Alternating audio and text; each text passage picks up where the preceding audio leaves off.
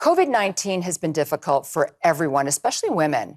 It actually didn't change anything that women were experiencing financially, except it brought the financial issues to the forefront.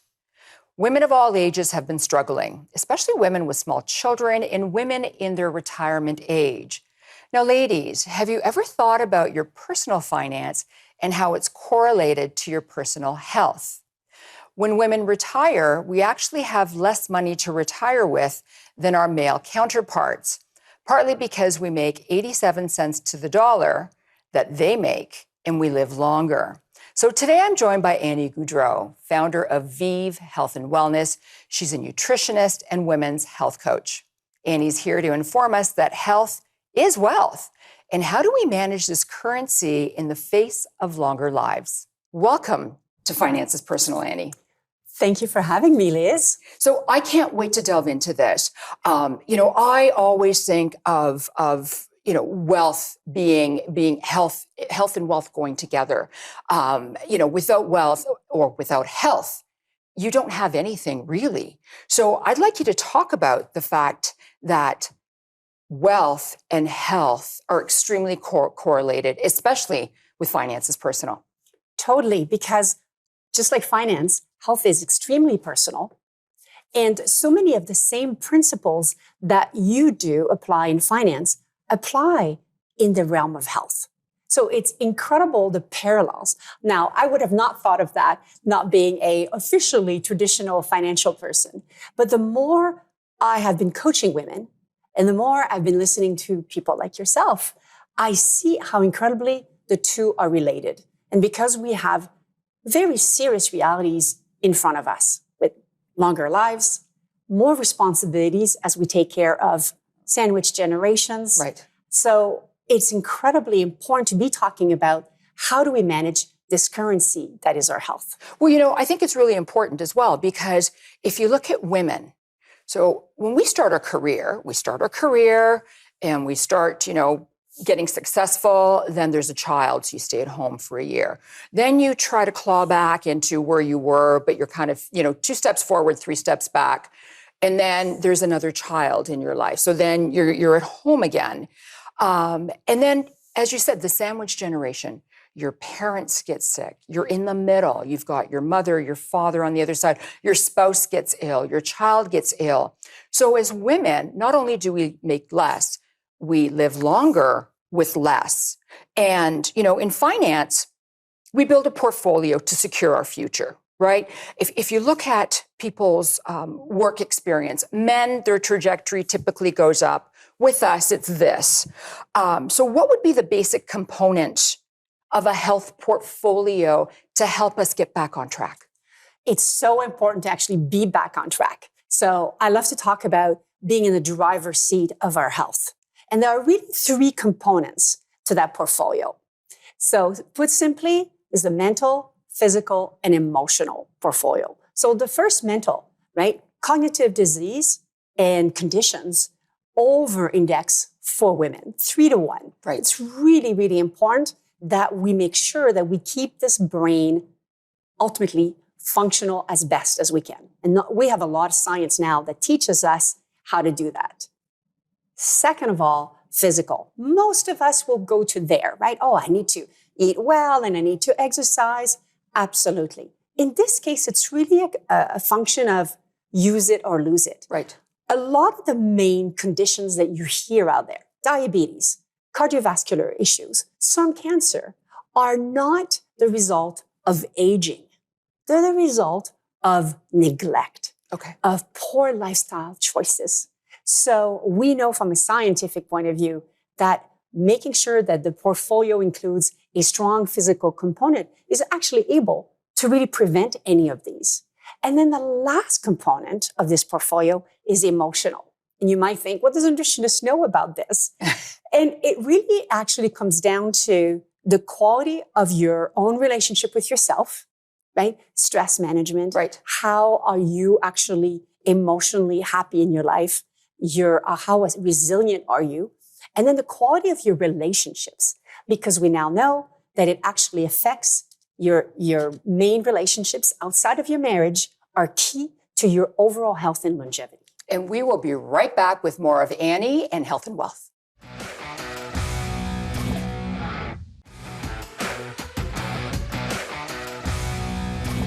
We're discussing health and wealth. And Annie, before we went to the break, we were talking about stress. Stress is a killer. There's so many times where you work out and you've got a stressful workout, you've got stress at work, you've got stress at home, and your body just doesn't have time to relax or have a downtime. Stress is a killer. It really is, Liz. We actually now know that almost 65% of diseases have root causes in stress, which is why it is not just a nice to be taking care of ourselves, to be proactive in terms of self-care, right? This is not a spa once a year with girlfriends, which is lovely. Yeah, who doesn't want that? But from a day-to-day standpoint, really building so much more resilience to stress because it is at a root causes mental, emotional, and physical disease. So, I believe it's never too late to save and prepare for one's future. And this is like the perfect segue to that. How do you do that for when it comes to your health?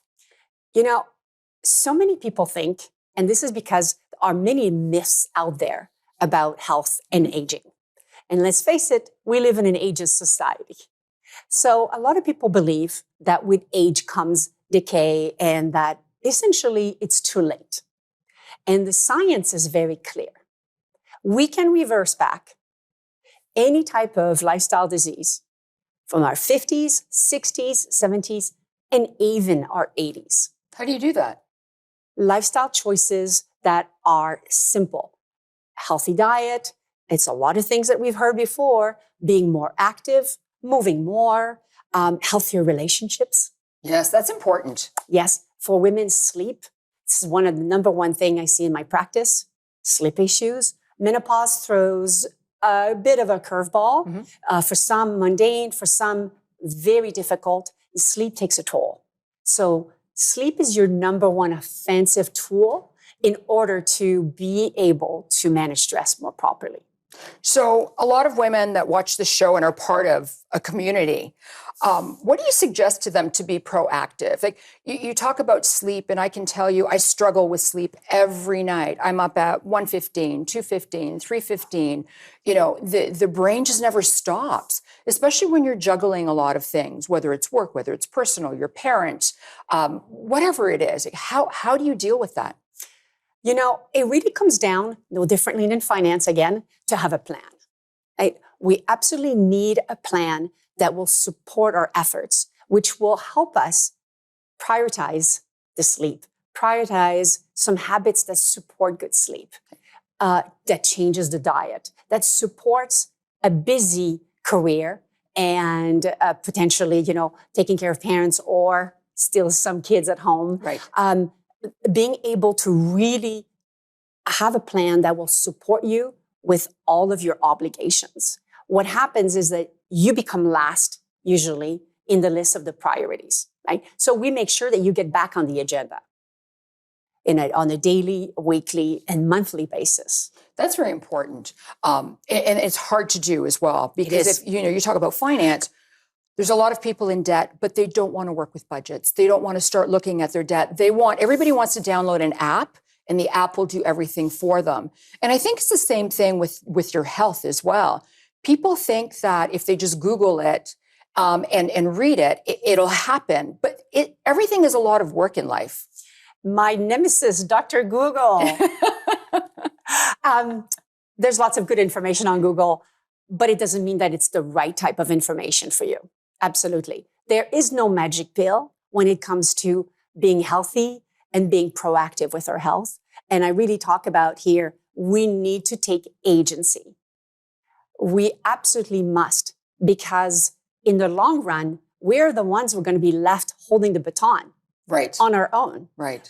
Widowhood is a real thing. We over-index men 4-1. Yes. Right? From the age of 59, pardon me. So this is really important. We are going to be there on our own. So making sure that we're having the right type of information. And it doesn't have to be completely changing one's life in an instant, right? a lot of small changes can be effective and lead to big changes. You know what? And that's important. When we come back, we're going to talk about small changes and what a lot of women can do to help get themselves back on track and back to where they should be so that they have a lot of energy and they can sleep and really take care of themselves. Because if you don't take care of yourself, you can't take care of anyone else. We'll be right back to find out more about health and wealth.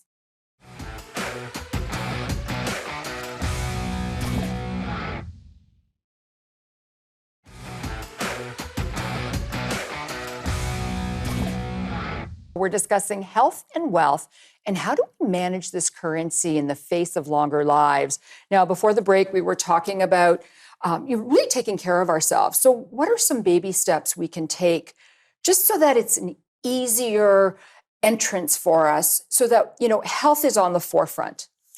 I love this philosophy of small changes yielding big results. Right? So one of the smallest thing I always tell women is, first of all, start by eating more protein because you're going to have more energy. You're going to be less susceptible to those sweet cravings that we all know about that are really sabotaging us from a day in and day out standpoint. So first of all, small little changes like that. May I just interrupt for a moment? Yes. Because I know that when I was on a little journey, trying to get back, healthier after COVID. That's what my friend had said, a lot of protein. And when I looked at what I was eating, I wasn't eating enough protein. And I didn't understand how I could infuse my food with more protein. And she introduced protein shakes to me. Mm-hmm. And then, what types of yogurts I was supposed to eat. Because, people look at low-fat yogurts and people look at a sugar-free yogurt or whatever, but that's not how you get more protein into your system. Correct. Great way to start the day, Greek yogurt versus a regular yogurt, right? Kefir, excellent source. I'm a big fan of smoothies because you can use excellent protein powders. Mm-hmm. The first meal of the day, whether your breakfast is at 7, 9, or 11, really should be loaded in protein. And you're right that it's a very confusing subject. Women in general have low intake of protein because we've been almost conditioned that it was, going to make us bulky. Right? However, it does not, and it supports energy.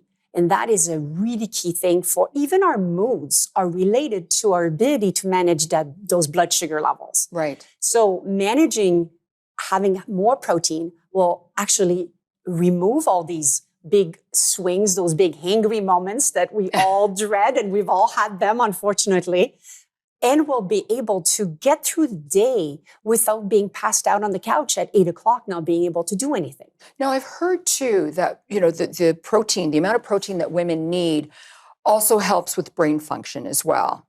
So, that is, fueling your financial account, fueling your brain. Especially if we think of certain types of proteins like, chicken, eggs, omega-3 loaded proteins such as fish, such as extra virgin olive oil, for example, nuts. They're great for brain cognition, to being able to stay focused all day. Also proven to keep cognitive decline at bay. So for all women, this should be like a must. So, a lot of people struggle with their budgets. A lot of people struggle with being in debt. If only I had more money, I wouldn't have my debt, because you hear that all the time. So what are the biggest challenges that you see that women struggle with when it comes to having more energy, more protein, and actually fueling their health? One of the things that happens is that we eat our emotions, yes. right? So when we are not doing self-regulating activities, like, when I am not, for example, journaling or doing some breath work or simply going out for a walk, when I don't have some good go-to daily or weekly self-care, I fall into going to be eating my emotions. I am going to be doing a little bit of self-care with Ben and Jerry's, for example, which we've all done. Everyone's done. Absolutely. It's a rite of passage. But those are this is what happens. And that will sabotage all your efforts. It will ruin your energy because that sugar, unfortunately, is really going to ruin your mood. And unfortunately, it's also even proven to, it is addictive and destroys gut health, therefore destroys also your emotional health. So we have less than a minute left. I want to touch quickly upon diets. Everybody wants a quick fix solution. Talk to me about diets.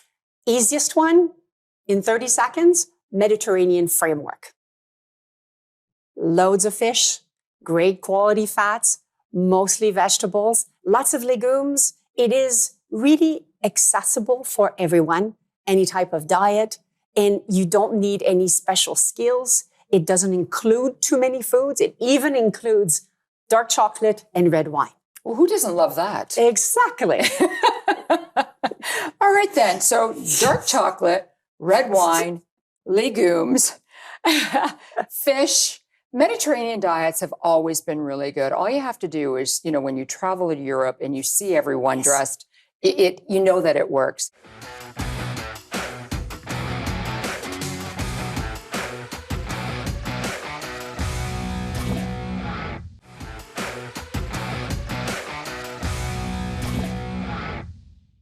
We're discussing health is wealth and how do we manage this currency in the face of longer lives? I'm joined by Annie Gaudreault, founder of VEEV Health and Wellness. She's a nutritionist and women's health coach. So Annie, I'm going to begin with, in finance, we recommend automating savings, saving a monthly savings program to help you accumulate wealth as you get older. So this makes it just easier. Because you know exactly how much is coming out of your account and you know how much money you're putting aside every month. Now, is there such a thing to do with your health? This is why it's such beautiful parallel worlds we have here. Because if you think about it, you don't want to have to get up every day and think, oh my God, now how am I going to eat healthy today? When am I going to fit exercise? If I can fit exercise, what is it going to be? When is it going to be taking place, right? That's exhausting. And it leads to, at the first moment of resistance, us giving up. Yes. Right? So I love the principle of automating our habits, right? For health support. Okay. So really, you can apply the same principle to what you're going to be eating every week. By having simple things, we talked about smoothies before. Yes. By having things that are already set up and ready to go.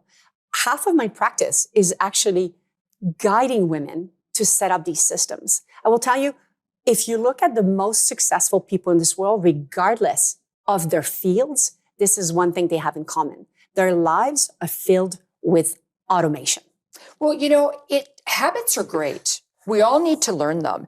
And quite frankly, after 21 days, it just becomes a part of your life. And you don't have to think about it. Yes. It just becomes a part of you. You wake up, you do this. You wake up, you do that.